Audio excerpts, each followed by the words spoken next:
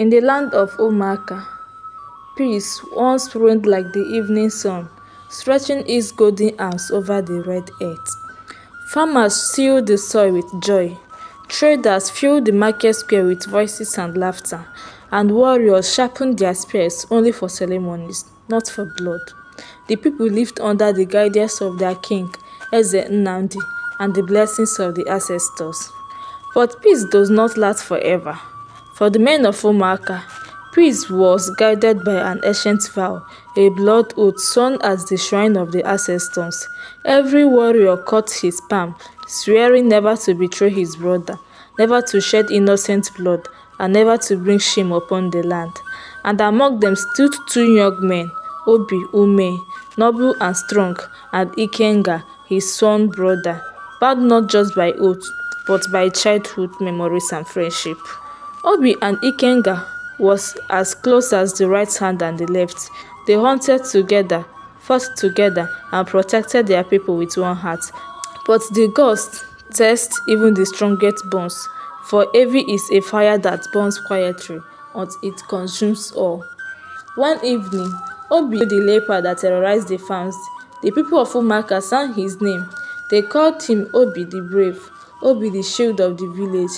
That night, the elders poured libation in his honor. But as the praise rose like smoke to the heavens, Ikenga's heart filled with shadows. For where Obi's name was lifted, his own was forgotten. Jealousy is a slow poison, and in Ikenga's heart it began to flow. In the dark corners of the land waited Umujoro, the enemy clan. For years, they watched Umuaka grow strong, and they feared the bond of its warriors. But where there is unity, betrayal is the only weapon sharp enough to divide. And so, Umujoro sought out Ikenga, whispering promises of power, cowries, and the throne of his own, if only he would break the blood oath. And so it was that Ikenga, sworn brother of Obi, broke the scarred oath of the ancestors. With his blood-stained hands, he betrayed his people, and the drums of peace fell silent.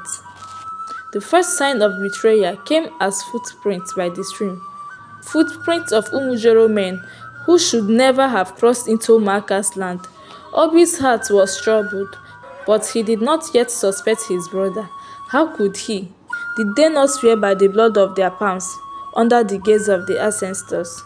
But one night, Obi saw it, a fire burning on the hill, a signal, and beside the flame stood Ikenga, his brother, his friend, his oath-bearer.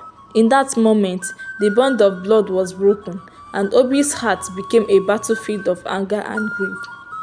Before dawn, the men of Umujoro descended like locusts. Spears pierced the night, flames devoured the hut, and the peace of Umaka fell to ashes. Obi fought like a lion, his body painted with uli, his shield deflecting death, his spear striking true. But for every enemy he cut down, his heart cried louder, for his brother was among them. Brother fought brother. Blood stained the soil where they once played as children. The ancestors wept, for their oath had been broken, and the price of betrayal was war. On the third day, the war reached its end. Obi faced Ikenga in single combat. Spears clashed, shells shattered, and at last, Obi's spear struck through. Ikenga fell, his blood soaking the red earth. Ikenga gasped, "Brother, forgive me. I was blind." He dies. Obi falls to his knees, weeping. The villagers chant his name, but he feels no victory. Victory was his, but peace tasted bitter. For what is triumph when it is purchased with a brother's blood? In time, the wounds of Umaka began to close. The people rebuilt their huts. The market rang again with voices, and children played once more in the dust. Obi became the guardian of peace, not by erasing the past, but by remembering it. For in his heart lived a truth that no warrior forgets, that betrayal destroys, but redemption begins when the living choose to honor the lessons of the dead. And so it was in Omaka. The peace that was broken was restored, not by forgetting, but by remembering. For every drop of blood spilled, for every oath broken, there is a lesson that the strength of a people is not in the power of their spears, but in the truth of their hearts. This is the story of a blood oath and the peace it could not keep.